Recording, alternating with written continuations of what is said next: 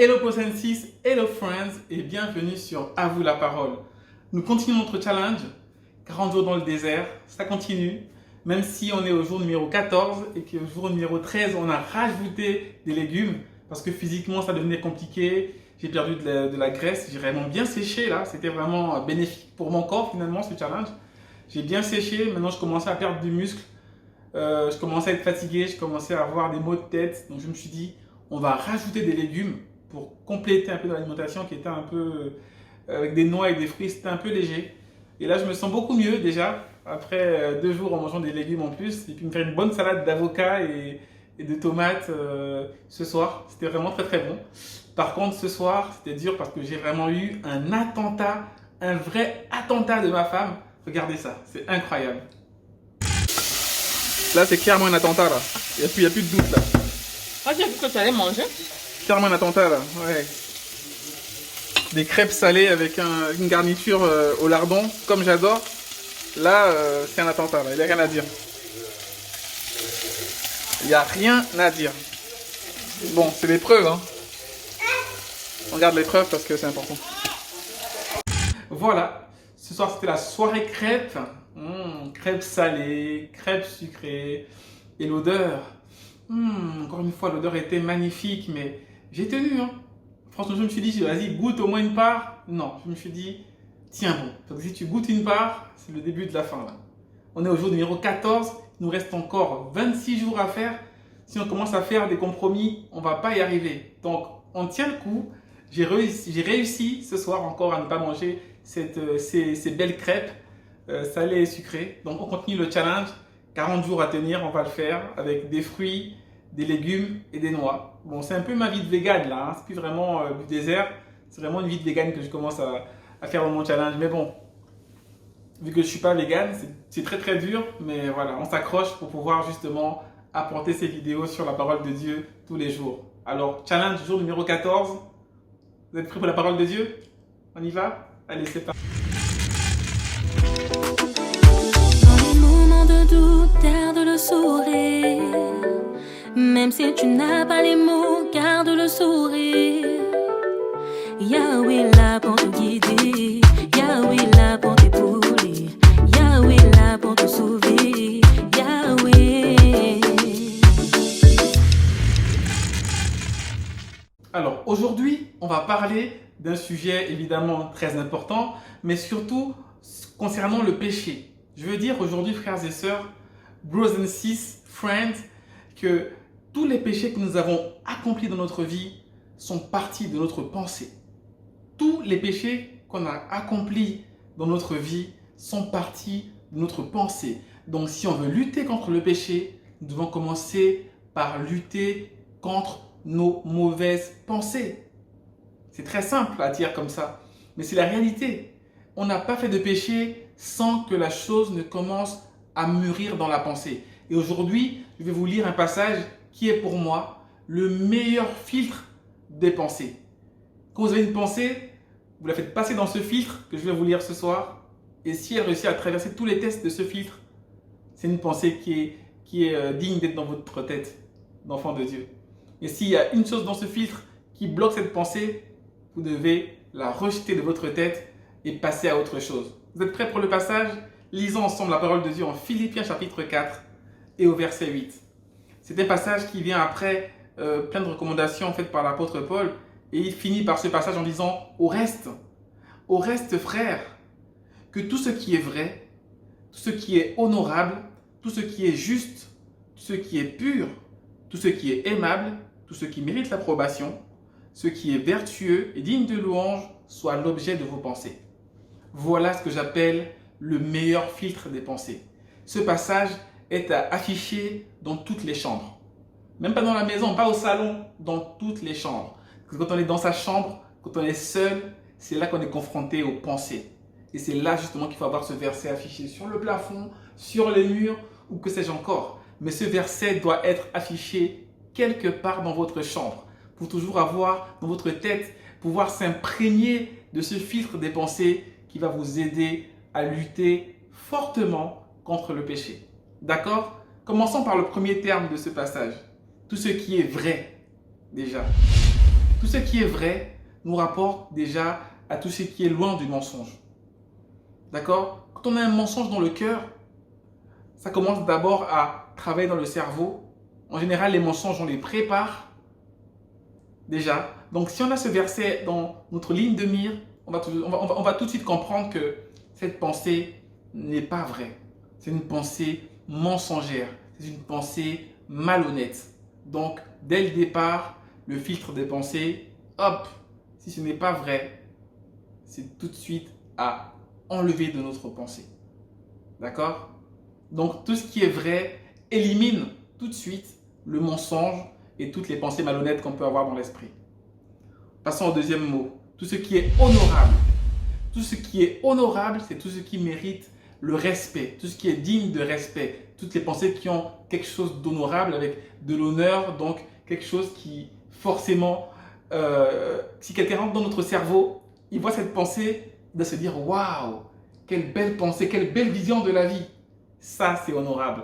Donc franchement, tout ce qui est bof comme pensée, évidemment, ne rentre pas dans ce cadre. C'est tout ce qui ne mérite pas le respect, tout ce qui n'est pas waouh comme pensée, bah écoutez, c'est pas honorable. Donc tout de suite, à exclure de notre tête et à enlever de notre cerveau. D'accord? Troisième mot ici, tout ce qui est juste. Tout ce qui est juste ici dans la pensée, c'est quelque chose qui se rapporte à la justice de Dieu, à la loi de Dieu. Donc toutes les pensées qui vont être à l'encontre de l'amour du prochain, tout ce qui va être à l'encontre du fait de pouvoir traiter son prochain sans mensonge, sans tricherie, sans tuer. Enfin, c'est vraiment tout ce qui se rapporte à la justice de Dieu. On dit tout ce qui est juste pour l'homme. Beaucoup de choses sont justes pour l'homme. Mais dans ce passage, en fait, quand on parle de ce qui est juste, je veux vraiment insister sur le fait que c'est vraiment ce qui est juste selon Dieu, selon la loi de Dieu. Donc là, tout ce qui est juste, on doit prendre tout de suite dans ce mot, prendre les choses et les rapporter à la loi de Dieu, que Dieu a donné dans sa parole. Donc tout ce que Dieu dit qui est injuste ne peut pas être dans notre pensée. C'est vraiment un mot très important, tout ce qui est juste. D'accord? Tout ce qui est injuste ne doit pas être dans nos pensées. Donc, attention à ce mot, attention à nos pensées injustes. Nous devons tout de suite les refouler et passer à autre chose. D'accord? Passons au mot numéro 4.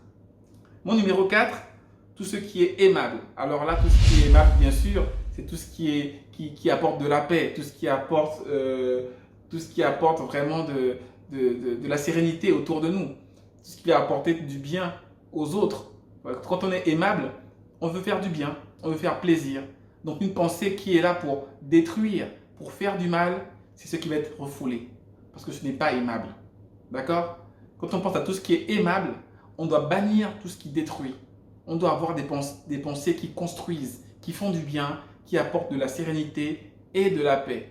Ça fait 3 jours qu'on parle de l'histoire d'un chrétien doit toujours apporter la paix. Et bien encore une fois, j'insiste, un chrétien doit pouvoir restaurer, être un vecteur de paix, encore une fois, là où il est, dans son environnement professionnel, familial, amical ou ecclésiastique aussi. À l'église aussi, un chrétien doit toujours être un vecteur de paix.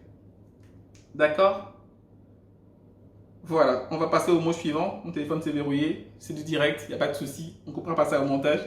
Le 5e mot, c'est le mot « tout ce qui mérite l'approbation ». Alors là, ça veut dire que si vous avez dans votre tête une pensée qui est vraiment dans votre cerveau, si quelqu'un pouvait entrer dans votre cerveau, est-ce qu'il pourrait dire « Ah, cette pensée-là, je l'approuve ».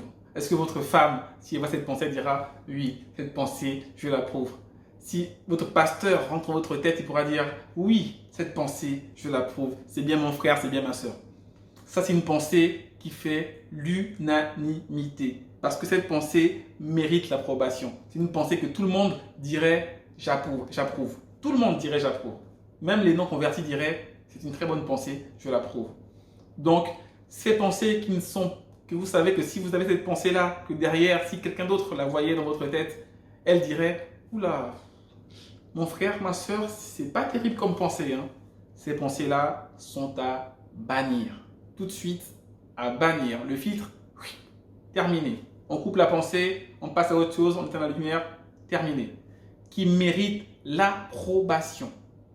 D'accord? Tout ce qui ne mérite pas l'approbation de tout le monde est inscrit dans notre pensée. D'accord?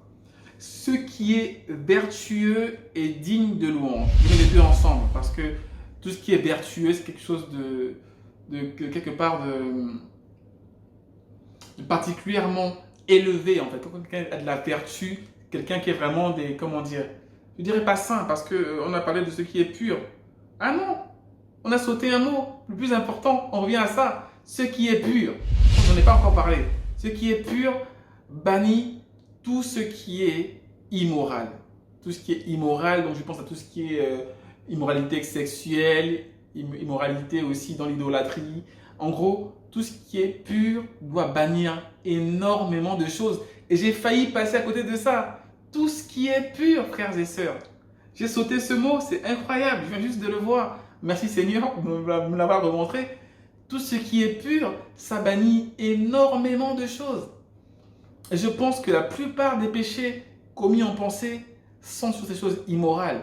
Parce que nos yeux sont exposés toutes les journées à des images qui ne rappellent pas la pureté, qui ne rappellent pas la sainteté. Et ces images perturbent nos pensées. À ce moment-là, on doit se dire que tout ce qui est pur soit l'objet de mes pensées. Donc tout ce qui est immoralité sexuelle, c'est pas pur. Donc tout de suite, à bannir. Tout ce qui est pur ramène à la sainteté. D'accord? Revenons maintenant à notre dernière partie, ce qui est vertueux et digne de louange. Voilà, ça je ne pense pas que je vais expliquer grand chose. Voilà, quelque chose qui est digne de louange et vertueux, c'est quelque chose pour lesquels nos frères vont dire gloire à Dieu. C'est une pensée pour laquelle les frères et sœurs vont dire oui, franchement, il a une belle pensée. Gloire à Dieu pour cette pensée, mon frère. Gloire à Dieu pour cette pensée, ma sœur. Voilà, tout ce qui est vertueux et digne de louange. Donc, si quelque chose n'est pas digne de louange, une pensée ne pourra pas faire exprimer aux frères et sœurs cette pensée de gloire au Seigneur, cette pensée aussi est à bannir de votre esprit. Vous voyez, frères et sœurs, c'est vraiment très strict comme filtre de pensée. Si jamais on commence à enlever ce qui est pas vrai de vos pensées, ce qui n'est pas honorable, ce qui n'est pas juste selon la justice de Dieu, ce qui n'est pas pur, c'est-à-dire qui n'est pas immoral dans tous les sens du terme, notamment sexuellement, parce que les pensées sexuelles chez les êtres humains, c'est une pensée qui détruit pas mal de personnes. Tout ce qui n'est pas aimable, donc tout ce qui ne va pas vouloir faire du bien aux autres et mettre de la paix dans notre environnement. Tout ce qui ne mérite pas l'approbation, donc tout ce que nos proches, notre femme, nos enfants, notre pasteur, notre papa, notre maman n'approuveraient pas, et à bannir aussi de notre pensée. Ce qui est vertueux, tout ce qui n'est pas vertueux et digne de louange, c'est pourquoi nos proches qui sont spirituels, qui aiment le Seigneur, ne peuvent pas dire gloire à Dieu pour cela. Ces pensées aussi doivent être bannies de notre esprit. Ça fait beaucoup de choses. Et je pense que si nous nous battons avec nos pensées, si nous commençons à travailler le problème à la racine, c'est-à-dire au moment de la pensée, pour reprendre l'image qu'on a déjà reprise au moins 5 fois depuis le début du challenge, on peut voir un oiseau qui vole au-dessus de notre tête, on ne peut rien faire pour l'arrêter. Mais s'il commence à faire un nid sur notre tête, on peut en effet jeter le nid de notre tête parce qu'il est sur notre tête. Donc, quand la pensée arrive, bien sûr, je ne vous dis pas que tous les chrétiens auront le pouvoir, entre griffes, de ne pas recevoir ce genre de pensée non honorable, non vraie, non impure, etc. Ce que je dis, c'est qu'on a le choix de la nourrir ou de ne pas la nourrir. On a le choix de dire, ces pensées arrivées, ça y est, c'est dans ma tête, c'est dur à garder parce que notre chair veut la conserver. Mais si vous choisissez de dire non, non, je ne veux pas la nourrir dans ma tête, non, je veux la rejeter. Frères et sœurs, vous allez vous débarrasser d'énormément de péchés. Certes, le péché restera en vous, mais vous pourrez avoir la victoire face au péché si vous attaquez le problème à la racine. Ok? J'espère que je n'ai pas été très long. Je vous dis à demain pour le jour numéro 15 de notre challenge. soyez richement bénis et n'oubliez pas de garder le sourire. À demain. Peace.